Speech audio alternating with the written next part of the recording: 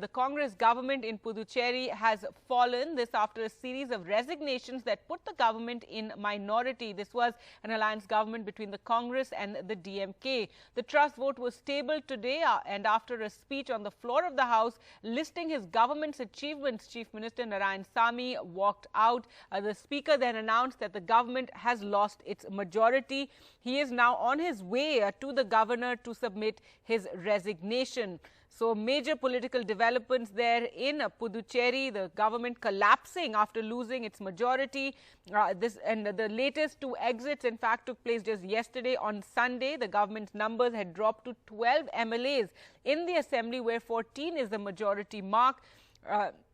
The Chief Minister Narayanasamy there on the floor of the House this morning listed his government's achievements. He started off, in fact, by saying that he still had a majority. However, after listing his government's achievements, he finally walked out, and he also accused a former Lieutenant Governor, Kiran Bedi, of colluding with the opposition to try and topple his government. Let's go across now to Sam Daniel for more. And Sam, dramatic developments there. But as expected, the government has fallen, given they just didn't have those numbers. And Narayanasamy now en route to the governor.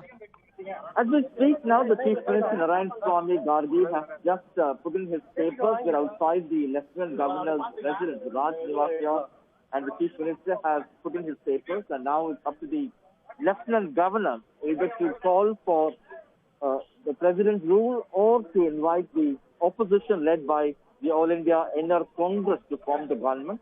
But it was very much as expected on the floor of the House. Chief Minister Narayanasamy at length spoke, listing the achievements of his government and also listing the allegations against the ex-Lieutenant Governor Kiran Bedi and how she and the centre, he claimed, colluded to subtle development in Puducherry, and how it has been a kind of a tug of war all through his career. And at the end of his speech, he did not go for the trust vote, but he abruptly walked out of the Assembly Hall after an MLA from the Congress raised the issue of the governor, asking the governor not to allow the three nominated MLAs to vote. In fact, these three MLAs are from the BJP, and the Speaker argued that the Supreme Court has allowed them to vote, and at that point, the Chief Minister walked out and officially, the Puducherry Speaker ruled that the motion brought in by the ruling Congress has defeated. The conference motion has defeated, and there we stand now. Congress leaders argue that, technically speaking, compared to taking into account only the elected members, the Congress, they say, has 12 MLAs against the elected members with the opposition of 11. Of course, the opposition numbers has gone up to 14 with 3 nominated MLAs, and they say it's a murder of democracy. In no other state, they claim nominated members are allowed to participate in trust votes. And at the moment, we're not too sure what will be the next course of action. The only Congress government in southern India has now fallen. Absolutely, Sam, and therefore the larger ramifications of these developments, given Tamil Nadu is heading to elections.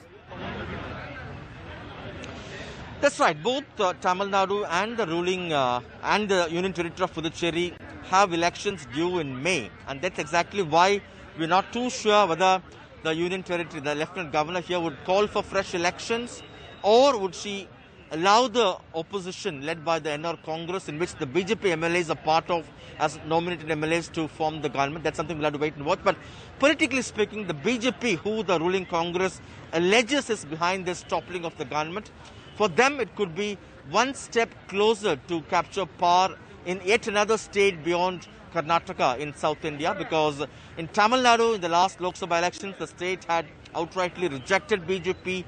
But Puducherry, being a union territory where the opposition is an ally of the BJP, they hope that by riding piggyback on the NR Congress, they have a brighter chance to either form their own government or at least to become a part of a coalition government, since the NR Congress is quite friendly to them.